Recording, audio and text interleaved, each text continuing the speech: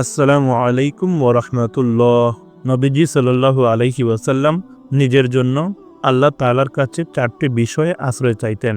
এটি উম্মতের জন্য শিক্ষা। তিনি এই 4টি বিষয় একটি বিশেষ দোয়ার মাধ্যমে চাইতেন। এই দোয়ায় রয়েছে সেই বিশেষ 4টি বিষয়। প্রিয় নবীজি যে বিষয়গুলো বিশেষভাবে চাইতেন, অর্থাৎ দোয়ার মধ্যে যে কথাগুলো বলতেন, সেগুলো সাধারণ কোনো কথা নয়, আবার সাধারণ কোনো ব্যক্তির কথাও নয়, বরং এটি ছিল নবীজি সাল্লাল্লাহু আলাইহি ওয়াসাল্লামের দোয়া।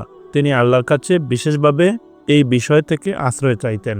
নবীজি সাল্লাল্লাহু আলাইহি ওয়াসাল্লাম বলতেন, হে আল্লাহ, আমি আপনার কাছে 4টি বিষয় থেকে আশ্রয় চাই। এমন জ্ঞান যা উপকারে আসে না, এমন হৃদয় যা ভীত হয় না, এমন আত্মা যা তৃপ্ত হয় না, এবং এমন দোয়া যা কবুল হয় না।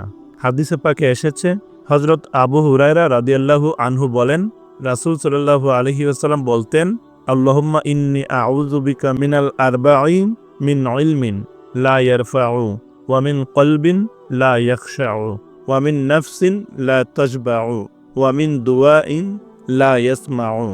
অর্থাৎ, হে আল্লাহ, আমি আপনার কাছে 4টি বিষয় থেকে আশ্রয় চাই।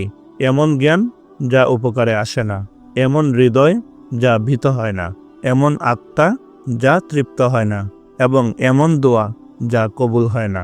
আবু দাউদ, হাদিস নম্বর 1548। নবীজি সাল্লাল্লাহু আলাইহি ওয়াসাল্লামের নিজের জন্য পড়া এই দোয়াটি মুসলিম উম্মার জন্য শিক্ষা ও অনুকরণীয় আদর্শ। এই দোয়ার মাধ্যমে মুমিন মুসলমান নিজেদের জন্য মহান আল্লাহ তাআলার কাছে আশ্রয় প্রার্থনা করবে। এটাই হলো এই দোয়ার শিক্ষা। আল্লাহ তাআলা আমাদের সবাইকে নবীজির এই দোয়াটি বেশি বেশি পড়ার এবং এই 4টি বিষয় থেকে আশ্রয় প্রার্থনা করার তৌফিক দান করুন। আমিন।